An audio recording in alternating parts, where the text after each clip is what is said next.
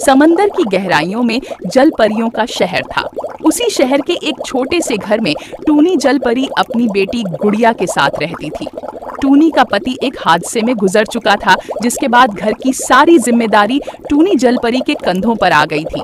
गुड़िया बेटा, मैं काम पर जा रही हूँ, तुम अपना ख्याल रखना। मैं शाम तक घर आ जाऊंगी। और हाँ बेटा, मैंने तुम्हारे लिए रोटी सब्जी बना दी है, तुम उसे खा लेना और कहीं बाहर मत जाना। मैं शाम तक घर आ जाऊंगी। ठीक है माँ, मैं अपना ध्यान रखूंगी और खाना भी समय से खा लूंगी। ठीक है बेटा, अब मैं चलती हूँ। इतना कहकर टूनी जलपरी काम पर चली जाती है। टूनी जलपरी चंपकलाल सेठ के यहाँ पकौड़े के ठेले में काम करती थी। सेठ चंपकलाल टूनी जलपरी से आलू और प्याज के पकौड़े बनवाता और खुद आराम से नोट गिनता। पूरे दिन टूनी जलपरी मेहनत से काम करती और उसके बदले में सेठ चंपकलाल उसे केवल 100 रुपए पकड़ा देता। सेठ चंपकलाल जी, मैं आपके ठेले पर 2 सालों से काम करती आ रही हूँ।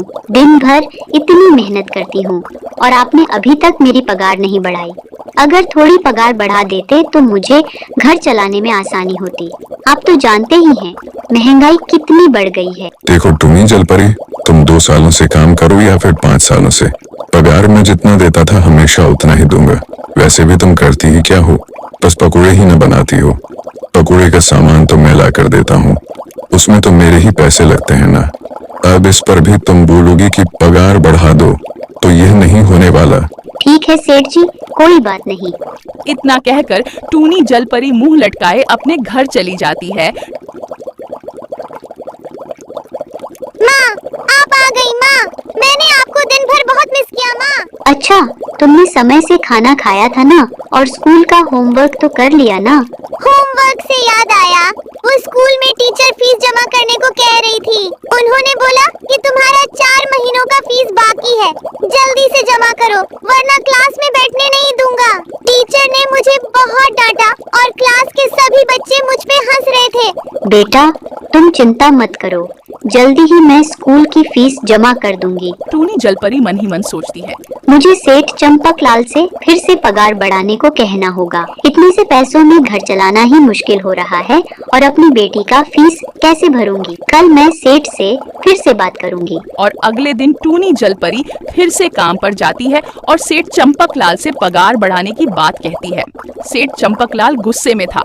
उसने टूनी जलपरी से कहा, कल ही मैंने तुम्हें मना किया था ना, मैं तुम्हारी पगार नहीं बढ़ाने वाला। एक बार में तुम्हें समझ नहीं आता क्या? सेठ जी, इतने से पगार में घर चलाना भी मुश्किल हो रहा है और मैं अपनी बेटी को अच्छे स्कूल में पढ़ा रही हूँ, वहाँ फीस ज्यादा लगती है। हाँ, तो क्या मैंने तेरी बेटी का ठेका ले रखा है? अरे, जब बड़े स्कूल में पढ़ाना है तो जाओ कोई और काम ढूंढो जहाँ ज्यादा पैसे मिले। मैं नहीं बढ़ाने वाला पगार। इतने ही पगार में मैं तुम्हारी जगह किसी और को रख लूंगा। चलो निकलो यहाँ से, आगे से मेरे ठेले के आसपास भी मत भटकना। सेठ चंपकलाल टूनी जलपरी को खूब भला बुरा कहकर काम से निकाल देता है। टूनी बेचारी किस्मत की मारी दुखी मन से दूसरा काम ढूंढने लगती है। पूरे समंदर में वह काम ढूंढती है, लेकिन उसे काम पर कोई नहीं रखता। टूनी जलपरी थक हार कर घर लौट जाती है।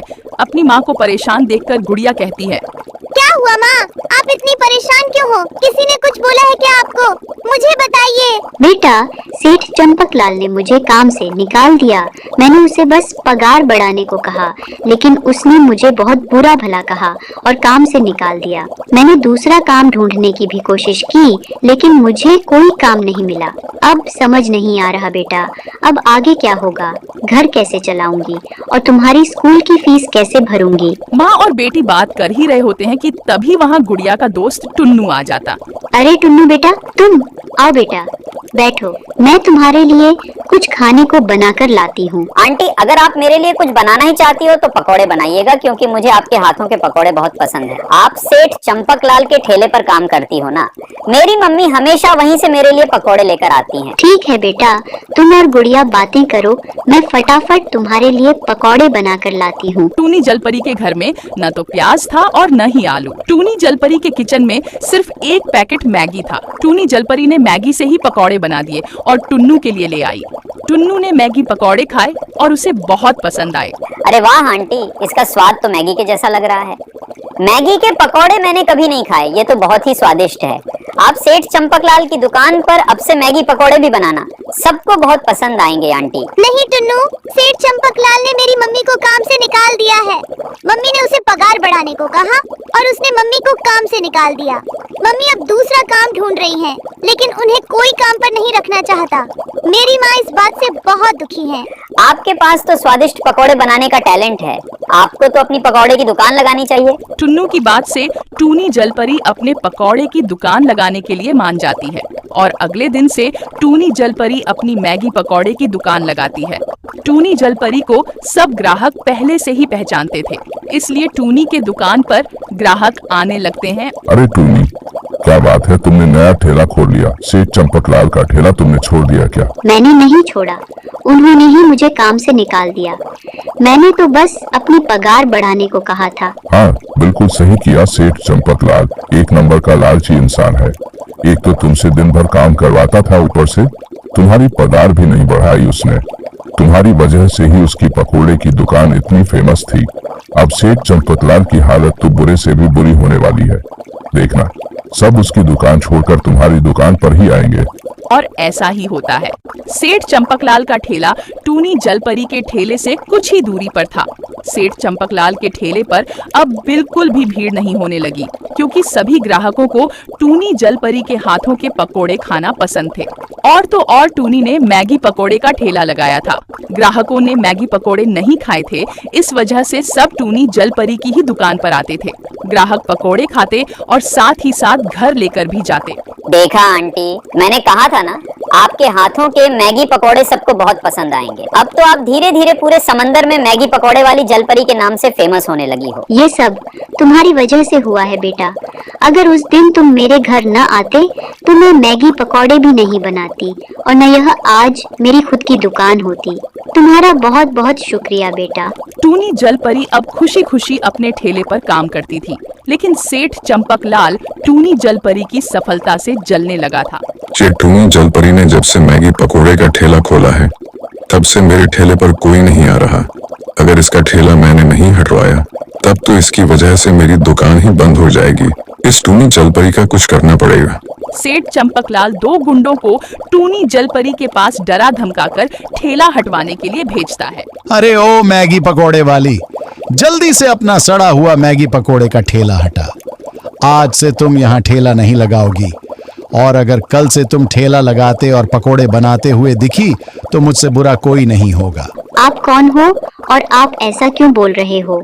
मैं तो बहुत मेहनत और ईमानदारी से यहाँ काम करती हूँ, फिर मैं अपना ठेला क्यों हटाऊं भला? अरे पागल औरत, जितना बोला जा रहा है उतना कर। एक बार मैंने कह दिया ना कि कल से तू ठेला नहीं लगाएगी, एक बार में तुझे समझ नहीं आता क्या?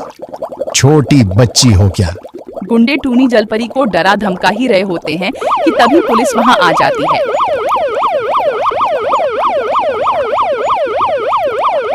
अरे ये क्या कर रहे हो तुम दोनों? इस पकोड़े वाली को क्यों परेशान कर रहे हो? तुम दोनों ऐसे ही नहीं सुधरोगे। तुम जैसे लोगों की वजह से आज हमारी बहू बेटियां सुरक्षित नहीं हैं। तुम लोगों को तो मैं थाने में बताऊंगा। इतना कहकर पुलिस दोनों गुंडों को पकड़ कर ले जाती है और बाद में पता चलता है कि गुंडों को सेठ चंपकलाल ने भेजा था। पुलिस सेठ चंपकलाल को भी जेल में डाल देती है और अब टूनी जलपरी खुशी खुशी बिना किसी डर के मैगी पकोड़े बेचती है। तो कैसी लगी दोस्तों आपको मैगी पकोड़े वाली जलपरी की कहानी? वीडियो पसंद आई हो तो वीडियो को लाइक करें और ऐसी कहानियां देखने के लिए हमारे चैनल को सब्सक्राइब करें। वीडियो देखने के लिए आपका बहुत बहुत धन्यवाद। मिलते हैं अगले वीडियो में।